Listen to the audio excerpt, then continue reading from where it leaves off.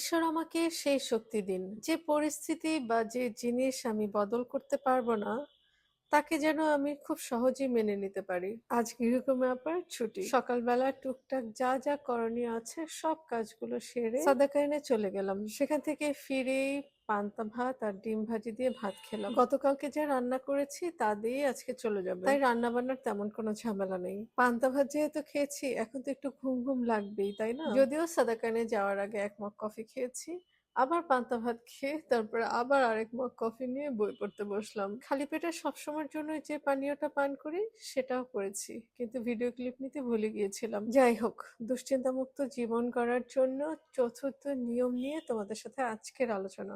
ঈশ্বর আমাকে সেই শক্তি দিন, যে পরিস্থিতি বা যে জিনিসগুলো আমি বদল করতে পারবো না, তাকে যেন মেনে নিতে পারি। আর যা বদল করতে পারি বা পারবো তা করার মতো সাহস দিন, এবং আমি যেন এই দুটির পার্থক্য হৃদয়ঙ্গমই করতে পারি। তাই দুশ্চিন্তা দূর করার ৪ নাম্বার নিয়ম হলো অবশ্যম্ভাবীর সঙ্গে সহযোগিতা করুন। তার মানে হলো অবশ্যম্ভাবীকে মেনে চলুন বা মেনে নিন। আমরাও যদি অবশ্যম্ভাবীর বিরুদ্ধে মাথা খুঁড়ি, তাহলে ফল কিছুই হবে না। যা ঘটার তা ঘটবেই।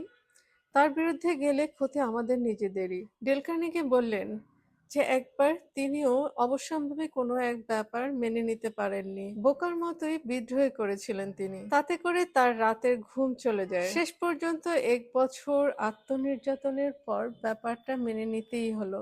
অথচ এ কথা সে আগে থেকেই জানতেন। এটা পরিবর্তনের শক্তি তার নাই। তাহলে কি আমি যে বিপদই আসুক তাকে মাথা নিচু করে মেনে নিতে বলছি? না, কখনো তা না। এ হলে তো নিয়তির দাস হতে হয়।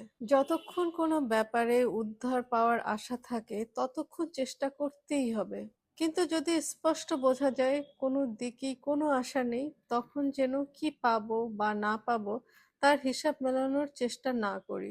এথেন্সের কিছু লোক সক্রেটিসের উপর ঈর্ষান্বিত আর হিংসাকাতর হয়ে তার সম্বন্ধে নানা অভিযোগ এনে তার বিচার করে প্রাণদণ্ড দিয়েছিল। কারারক্ষক বন্ধুভাবাপন্ন ছিলেন। তিনি সক্রেটিসকে বিষের পাত্র তুলে দিয়ে বলেন, অবশ্যম্ভাবীকে হালকাভাবেই গ্রহণ করুন। সক্রেটিস তাই করেছিলেন। তিনি মৃত্যুকে যেভাবে শান্তভাবে আর অবশ্যম্ভাবী হিসাবে গ্রহণ করেন তা স্বর্গীয় হয়ে উঠেছিল। অবশ্যম্ভাবীকে হালকাভাবেই গ্রহণ করুন কথাটাই উচ্চারিত হয় খ্রিস্টের জন্মের ৩৯৯ বছর আগে। কিন্তু আজকের পুরনো এই জটিল পৃথিবীর পক্ষে কথাটার প্রয়োজন অনেক বেশি। গাড়ির চাকা কিভাবে খারাপ রাস্তায় ধাক্কা সামলায় জানেন? প্রথমে যে চাকা বানানো হয়েছিল সেটা রাস্তার ধাক্কা সামলাতেই দেখা যায় সব চাকাই টুকরো টুকরো হয়ে গেছে। এরপর তাই এমন চাকা বানানো হলো যাতে ধাক্কা সামলাতে পারে। জীবনের ক্ষেত্রেও তাই। আমরা যদি জীবনের ধাক্কাকে হজম না করে বাধা দেবার চেষ্টা করি, তাহলে কি ঘটবে? আমরা যদি উইলিয়ামের মতো নমনীয় না হয়ে যদি ওক গাছের মতো শক্ত হতে চাই, এতে এক বিরাট অন্তর্দ্বন্দ্বে পতিত হব, আর এর ফলে দুশ্চিন্তাগ্রস্ত হয়ে ক্লান্ত ও অসুস্থ হয়ে পড়ব।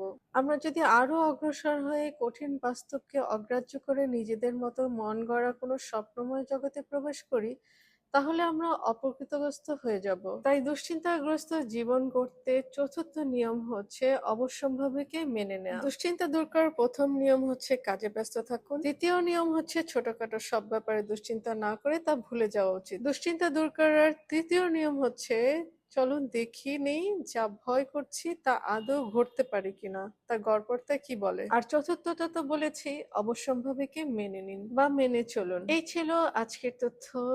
দুশ্চিন্তা দূর করার চতুর্থ নিয়ম আলোচনা করেছি।